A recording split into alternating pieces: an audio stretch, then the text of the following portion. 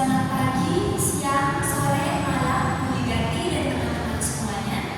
Kami dari kelompok 2 akan mempresentasikan hasil diskusi kelompok kami mengenai dampak keragaman siswa terhadap pembelajaran dan pencapaian hasil belajar siswa. Sebelumnya perkenalkan, saya Tandiana Tahu dengan NIM akhir 010. Saya Felisita Natania dengan NIM akhir 035. Saya Monika Sendiriala dengan NIM akhir 014. Saya Joseph Diwan Kejalan dengan akhir 025. Topik pembahasannya yang pertama adalah terbelakang, keberagaman kemampuan kognitif dan inteligensi, keberagaman bakat dan minat, keberagaman gaya belajar dan kondisi fisik, latar belakang sosial dan lingkungan eksternal, dan yang terakhir faktor pendekatan belajar. Latar belakangnya, keberagaman siswa dalam kelas membawa pengaruh besar terhadap pembelajaran dan hasil belajar. Setiap siswa memiliki latar belakang, kemampuan, gaya belajar, serta budaya yang berbeda. Keberadaan ini bisa menjadi kekuatan karena memperkaya diskusi, melatih empati, dan menumbuhkan keterampilan siswa. Namun keberagaman juga menuntut guru untuk menyesuaikan strategi pembelajaran agar semua siswa mendapat kesempatan berkembang. Jika dikelola dengan baik melalui pendekatan inklusif dan diferensi, keberagaman dapat meningkatkan motivasi dan pencapaian akademik. Sebaliknya, jika diabaikan, keberagaman bisa menimbulkan kesenjangan hasil belajar dan menurunkan semangat siswa. Keberagaman sebagai kekuatan, teori sosiokultural Vygotsky, yaitu ada zona perkembangan proksimal.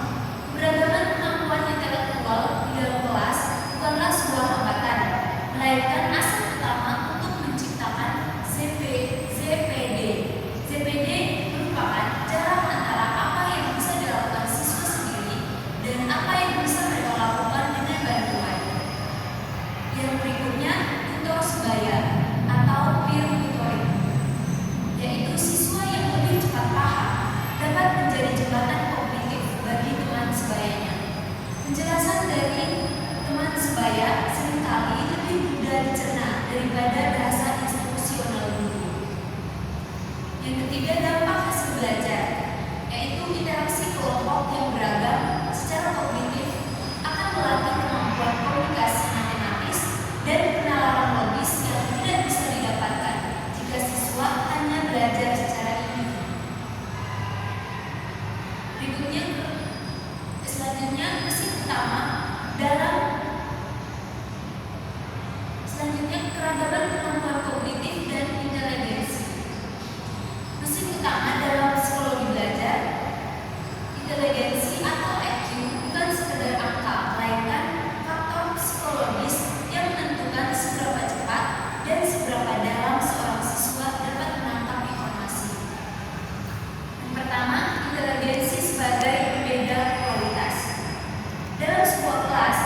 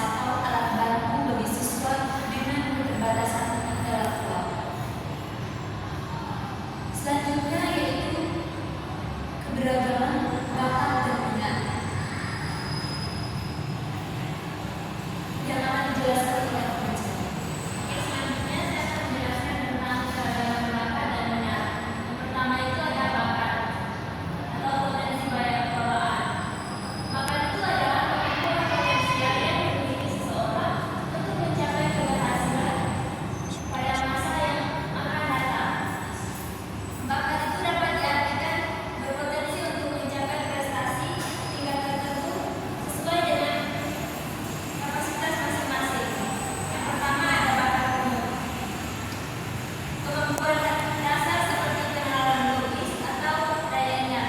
Yang kedua, bakat khusus atau spesifik attitude. Potensi spesifik di bidang tertentu, misalnya pada bakat numerik atau angka, bahasa, musik, dan kinestetik. Yang ketiga, dampaknya.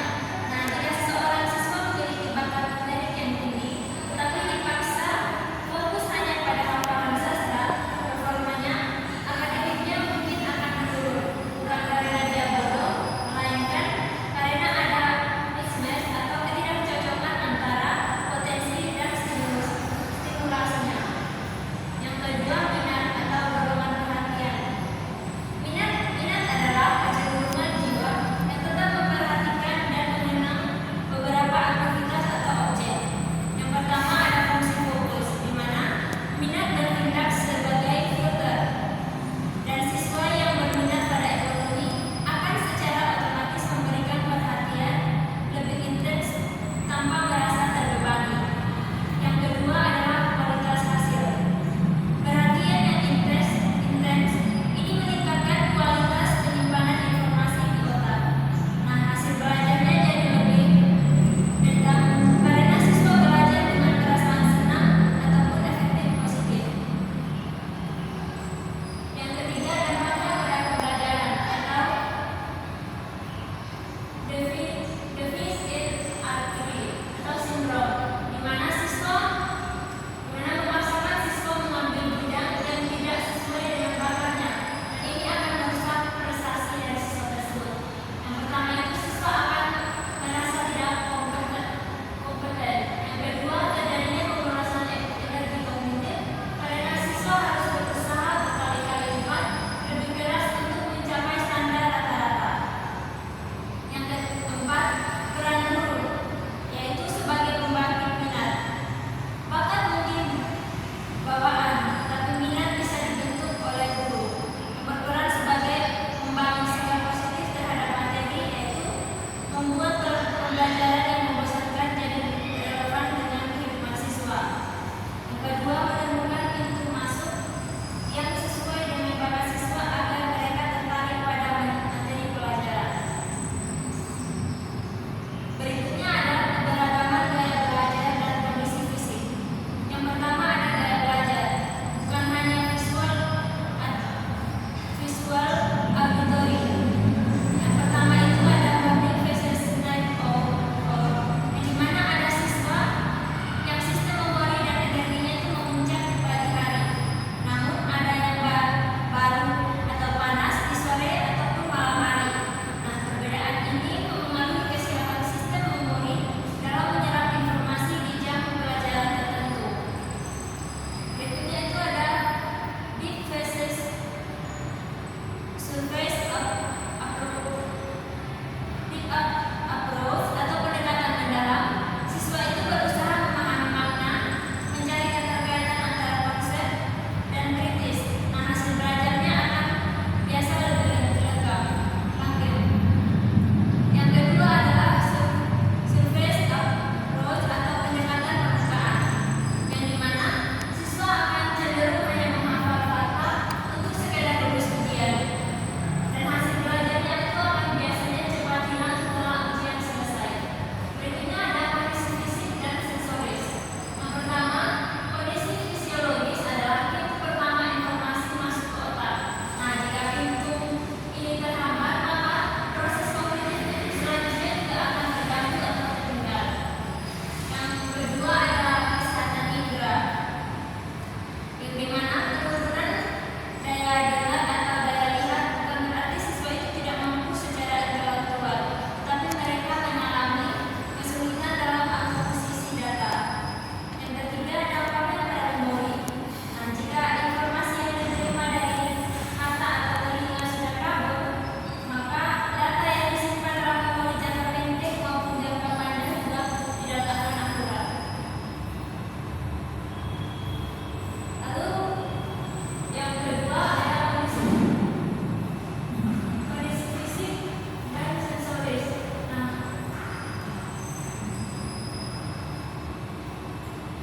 yang ketiga ada aksi impulsif, yaitu keputusan manajerial kelas.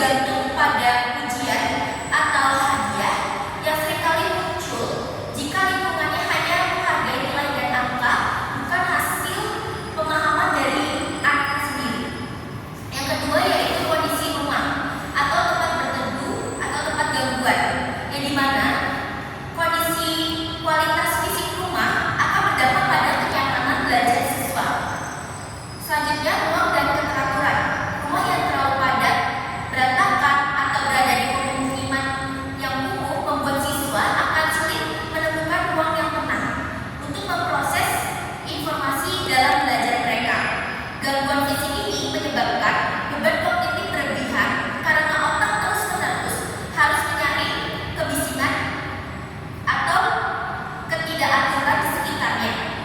Yang ketiga yaitu ada lingkungan sekolah dan masyarakat. Pada faktor eksternal kognitif, contohnya seperti fisik sekolah, gedung sekolah yang buruk atau lokasi sekolah yang bising, misalnya sekolahnya dekat pasar atau ruangan kelasnya dekat parkiran, secara langsung akan menghambat daya konsentrasi siswa dalam mereka belajar dan mereka memahami setiap materi. Selanjutnya adalah interaksi sosial dan guru, yang dimana guru yang simpatik dan menjadi juri teladan bertindak sebagai pendorong dalam fokus kognitif siswa dari tugas akademik ke hal-hal yang tidak produktif lainnya. Selanjutnya ada keberagaman identitas dan ancaman stereotip atau stereotip trait. Apa itu ancaman stereotip? Yaitu beban emosional dan kognitif yang dialami oleh siswa dari kelompok minoritas atau kelompok yang sering diremehkan atas kemampuan dalam bidang tertentu.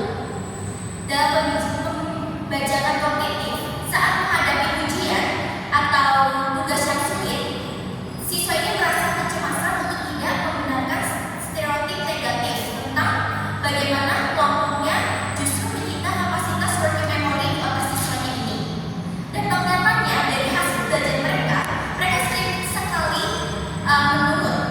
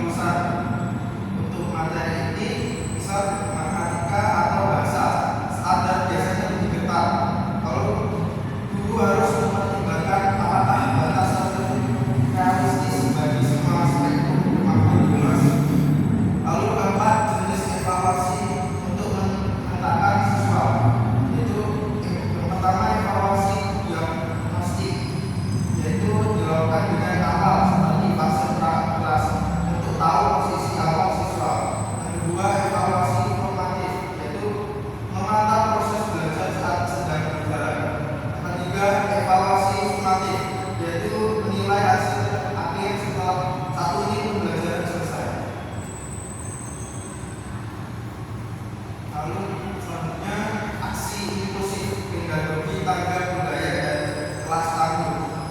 Mungkin pedagogi tangga budaya atau kulturali relevansi pedagogi, yaitu pendekatan ini mana guru menggunakan latar belakang budaya, minat dan pengalaman keseharian siswa sebagai kendaraannya untuk mengajarkan materi akademik yang baru. Lalu membangun kelas tanggung atau resilient classroom, yaitu siswa yang datang dari lingkungan keluarga atau orang yang kurang mendukung tetap dapat meraih prestasi puncak jika mereka berada di kelas yang menghargai keberadaan mereka. Lalu yang kedua, efikasi diri atau self efficacy, yaitu guru yang